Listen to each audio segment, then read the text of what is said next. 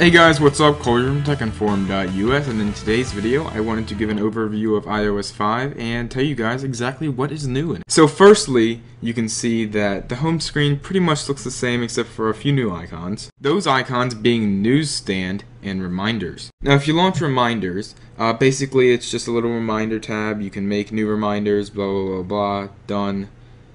We gotta do something with Hue, so Reminders. It's pretty simple. Newsstand. Now this functions exactly like iBooks, just it's a little newsstand sitting in your menu bar instead of its own application. I don't know if they're going to transfer iBooks to be looking like that as well. If they do, I think it'd be a good move. Now one major change I noticed right away was on the iPhone, they changed it to the way the iPod Touch has always been, with two different applications for your iPod, one for music and one for videos. Now that's not an issue, seeing as I don't really watch many videos on my iPhone, but I'm trying to figure out why they would do that. I mean, you could make a folder with music and videos in it, but why not just keep the iPod app?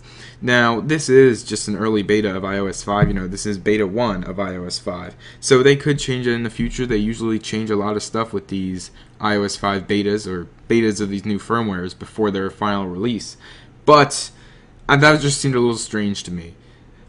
You never know. Apple usually has something up their sleeve. So before I launch certain applications, let's go into settings and see what new settings we see in settings. So I'm just going to go down one by one here and let you know what's new in each. So starting at wallpaper, why would I start here? Well, I wanted to let you know that wallpapers, the stock wallpapers, do not show up in iOS 5 betas. In iOS 4 early betas, they didn't either. Not sure why. Apple just doesn't include anything but the stock wallpaper in the betas. Going down to general, you can see in the About tab, it looks pretty much the same. In the Software Update tab, this is a completely new tab. Basically, this is over-the-air updates, and since I'm on a firmware that's not even technically released yet, of course there's no software updates. But you can software update over the air, which is always cool. Under Usage, they completely redid this app. It gives you how much each app is, megabytes-wise, kilobytes-wise. Tells you how much you've used, it tells you how much you have available.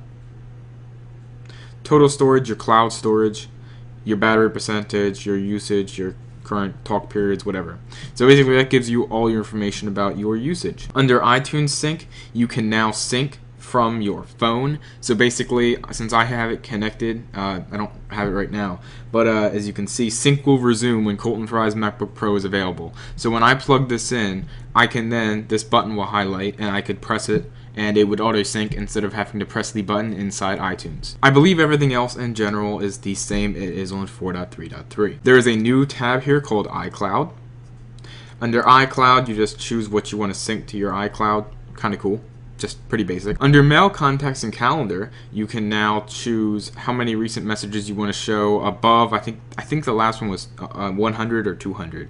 Now you can go up to 1,000, which is always good. You now have a Twitter tab, which is completely new because Twitter is integrated into iOS now. There is now a FaceTime tab, which allows everything that's on the iPod Touch to be displayed on the iPhone. So basically, the way FaceTime works on the iPod Touch, it now works on the iPhone. You can set up a secondary email. I'm not going into there right now because it shows my phone number. Under Safari, they changed a few things.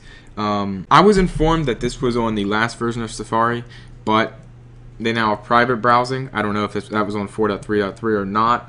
Someone informed me it was, but I'm not sure. Everything else in Safari, I believe, is the same. Under Messages, there is a new app called iMessage. Apparently, it's not in Beta 1. However, it is coming, I would believe, or it's going to be worked into the Messages app. Basically, it's just called iMessage. Apple talked about it in their keynote, but yeah, so that's kind of cool, I guess. Music is the same, video is the same. Photos, you can now do photo stream. I keep that off. There's no real point for it for me. You can now toggle whether you want to keep the original photos for high dynamic range images. Under Notes, you can now choose between 3 text settings, which is always good. Options are always good. Under Store, you can choose where you want to automatically download. So say you download an app on your computer, you didn't sync your phone would automatically know to download that app. And I also have it toggled so it will download it over cellular data. So that's kind of cool since I have 5 gigs. And then all your other applications are the exact same thing. Another huge new feature in iOS 5 is notifications. This is your notification panel. Gives you your current weather. I would believe that would change to rain or snow or sun or whatever it was where you were. You have all your stocks scrolling up there.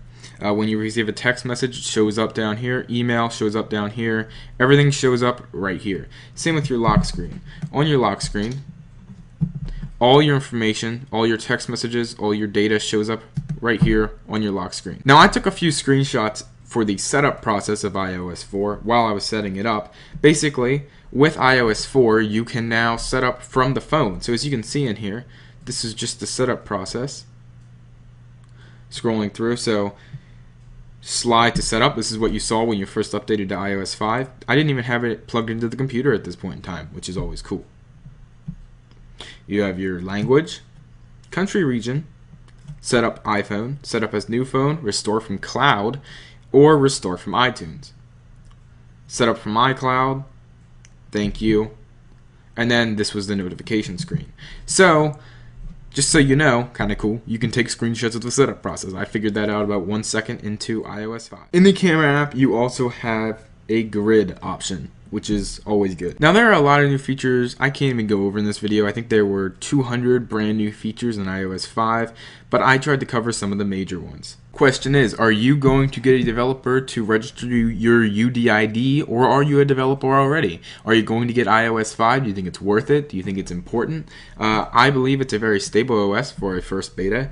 I believe it is a very good OS. I think it's going to be a great upgrade come this fall when everyone gets iOS 5, and I'm excited for all these features to be turned on. I mean, now of course it's a developer preview right now, so not all these features are going to be turned on right away. However, a lot of them actually are turned on. It's surprising how much Apple has already turned on for the developers. So with all this said, I hope you enjoyed the video. Follow me on Twitter, twitter.com/Colt4595. Check out the website, techinform.us, where we have great tech-related content posted every day. Check out my daily vlogs, youtube.com/ColtsVlogging, and I'll see you guys in the next video.